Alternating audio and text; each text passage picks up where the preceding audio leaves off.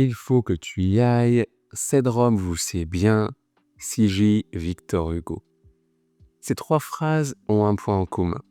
Elles utilisent certains des verbes les plus étranges du français. Certains ont presque disparu. D'autres se conjuguent pratiquement jamais. Et pourtant, l'un d'entre eux est probablement l'un des verbes les plus importants de toute la langue française. Aujourd'hui, je vais te présenter 7 verbes vraiment particuliers, mais surtout, à la fin de chacun, je vais répondre à une seule question. Est-ce que tu dois vraiment l'apprendre ? Parce que connaître un mot, ce n'est pas forcément perdre du temps à essayer de l'utiliser. Et si tu ne me connais pas encore, moi c'est Jérôme.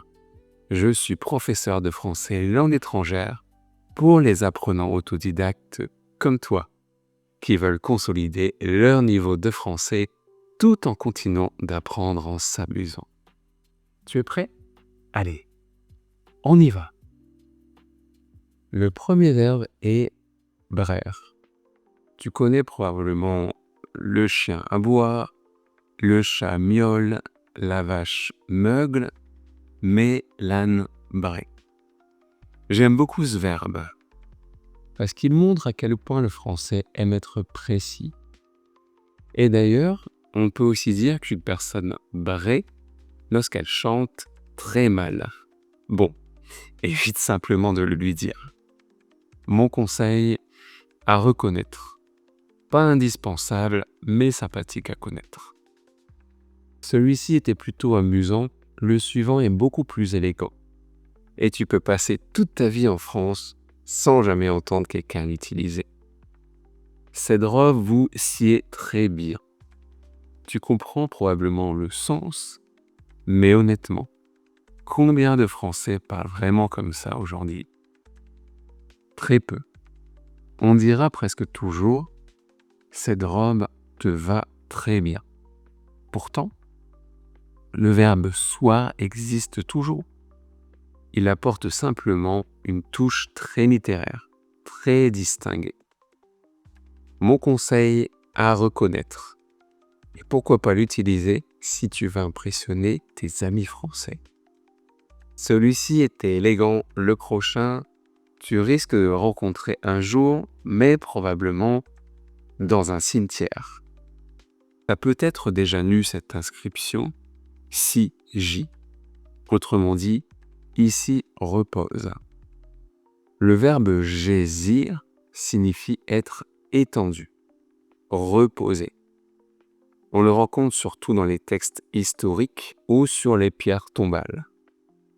Mon conseil, juste pour la culture, le reconnaître oui, l'utiliser probablement jamais, sauf sur ta propre pierre tombale. Celui-là dort tranquillement dans les cimetières, le suivant nous emmène directement à la cour des rois de France. Si tu aimes l'histoire, tu connais peut-être déjà le nom associé, l'onction. Pendant le sacre des rois de France, on oignait le roi avec une huile sacrée. Aujourd'hui, ce verbe est devenu extrêmement rare, mais le nom, lui, est resté. Mon conseil, pour les passionnés d'histoire, si t'es comme moi. Sinon, tu peux simplement le reconnaître. Le suivant est encore vivant, mais il ressemble énormément à un autre verbe. Et beaucoup de Français eux-mêmes les confondent. Tu peux lire « cette responsabilité lui est échue » ou « le premier prix lui est échu ». Autrement dit, quelque chose lui revient. Mais attention, ne le confonds jamais avec « échouer ». Échoir, ça veut dire recevoir. Échouer, ne pas réussir. Ou s'échouer sur une plage si t'es un bateau. Mon conseil, à reconnaître. Très utile dans les textes. Le suivant est beaucoup plus ancien, mais si tu lis des romans historiques, tu le rencontreras forcément un jour. Aujourd'hui, on dira presque toujours « je viens te chercher ». Mais autrefois, on disait « je viens te quérir ». Et je trouve ce verbe magnifique. Il apporte immédiatement une ambiance historique. C'est exactement le genre de mot qu'on rencontre dans les romans. Mon conseil à reconnaître, et si tu aimes la littérature, tu peux même commencer à l'utiliser. Et maintenant, il ne reste plus qu'un seul verbe et selon moi, c'est le plus étrange de toute la langue française. Parce que tu l'utilises probablement tous les jours sans jamais avoir remarqué à quel point il est étrange. Pourquoi il est si étrange? Parce qu'il se conjugue pratiquement qu'à une seule personne. Il faut. Tu ne diras jamais « je faut »,« tu faut » ou « nous fallons ». Ce verbe existe uniquement à la troisième personne du singulier. Et pourtant, c'est l'un des verbes les plus utilisés en français. Tu le rencontres partout. Il faut partir, il faut travailler, il faut dormir et surtout dans une structure que tu connais certainement. Il faut que. Et après il faut que, on utilise généralement le subjonctif. Il faut que tu viennes. Il faut que nous partions. Je trouve ça fascinant. Le verbe le plus étrange de toute cette vidéo, c'est aussi le plus indispensable. Mon conseil à apprendre absolument. Impossible de parler français sans lui.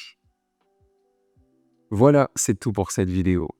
Ce que j'aime avec ces verbes, c'est qu'ils racontent quelque chose sur le français. Une langue n'est jamais figée.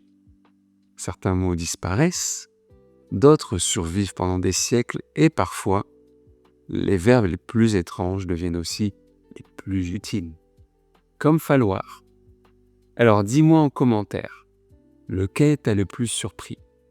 Personnellement, j'ai toujours eu un petit faible pour soir. Je le trouve inutile mais terriblement élégant. N'oublie pas de liker cette vidéo si elle t'a plu. Et si tu viens de découvrir le français à travers son histoire, sa culture et toute cette petite curiosité, pense à t'abonner. Je publie une nouvelle vidéo chaque semaine. Quant à moi, je te dis à très vite. Merci, salut, bye bye.